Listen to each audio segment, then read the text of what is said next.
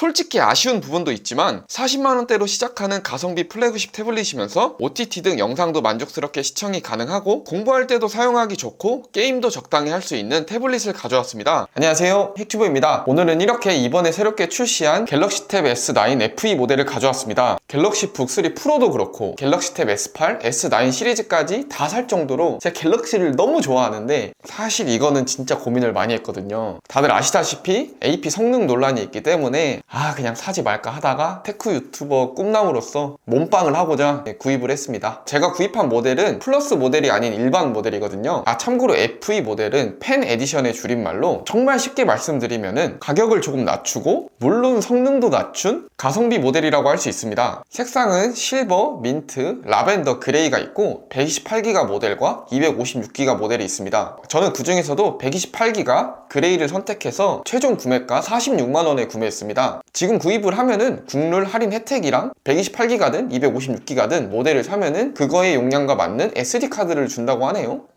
괜찮은 것 같습니다. 아무튼 언박싱 영상 한번 보실까요? 상자 하단에는 이렇게 S9 FE라고 써있네요. 항상 그렇듯 언박싱 할 때는 정말 두근거리죠? 특히 가격이 비싸면 비쌀수록 말이죠. 다른 시리즈들과 패키징이나 내부 구성품은 거의 차이가 없습니다. 이렇게 포장지를 벗겨주면은 그레이 색상의 갤럭시 탭이 나오죠? 정말 두근두근하는 순간입니다. 그 이외에는 C타입 충전 케이블과 S펜이 같이 동봉되어 있습니다. 첫 번째는 외관을 한번 보겠습니다. 사실 S9 시리즈든 S8 시리즈든 비교해보면은 저는 큰 차이가 없다고 생각이 되기 때문에 간단히 휙휙 보고 넘어가겠습니다. S펜 같은 경우에는 여기도 붙일 수 있고 이쪽 사이드도 붙일 수가 있습니다. 그리고 두 번째는 디스플레이입니다. 이번에 출시한 FE 모델과 FE 플러스 모델의 가장 큰 차이점은 디스플레이의 크기겠죠? FE 모델은 약 10.9인치, FE 플러스 모델은 약 12.4인치입니다. 저 같은 경우에는 태블릿은 무조건 커야 돼 라는 주의지만 아무래도 가성비 라인업에서는 가성비 제품을 고르는 게 맞다고 생각을 해서 이번에는 일반 모델로 구입을 했습니다. 아무튼 디스플레이의 크기는 작아도 그만큼 무게도 약 100g 정도 가볍기 때문에 휴대성은 훨씬 더 우수하지 않을까 싶습니다. 물론 전 둘 다 좋습니다.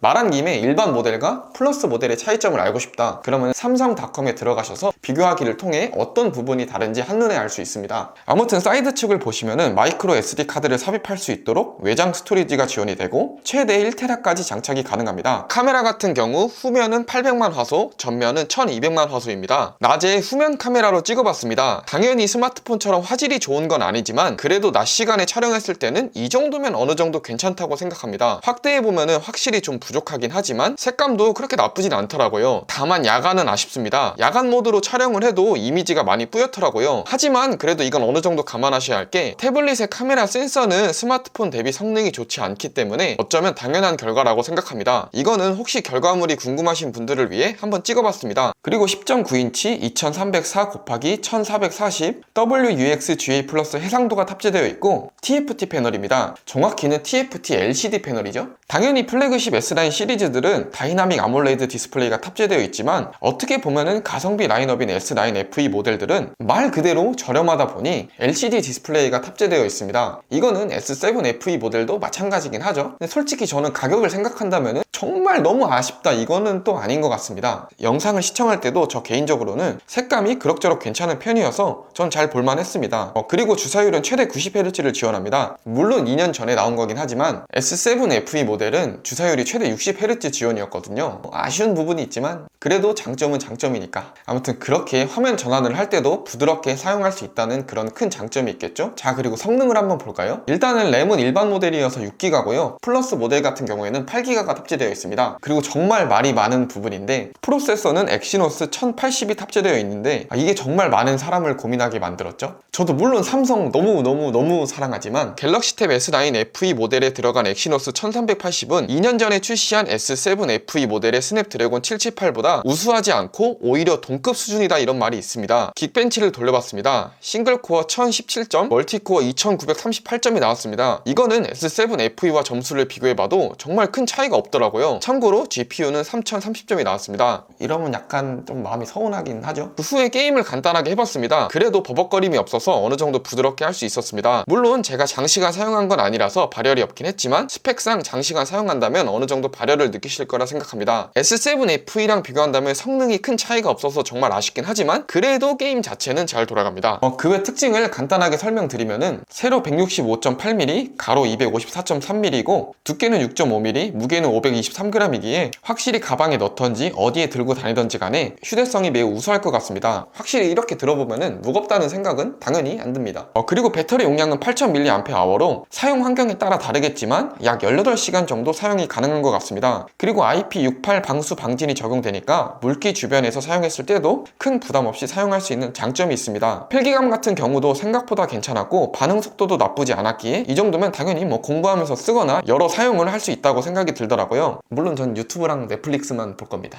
자, 오늘 이렇게 간단하게 갤럭시 탭 S9 FE 모델을 리뷰해봤습니다. 저는 결과적으로 46만원에 구입을 했기에 그렇게 나쁘지 않은 선택이었다고 생각을 합니다. 저는 주로 직접 사용하면서 게임보다는 영상을 많이 볼 거기 때문에 그래도 만족하면서 사용하지 않을까 싶기도 하지만 여전히 엑시노스 1080에 대한 아쉬움은 남아있긴 합니다. 아무튼 제가 한번 길게 사용을 해보고 롱텀 후기를 남길 테니까 좋아요 좀 부탁드립니다.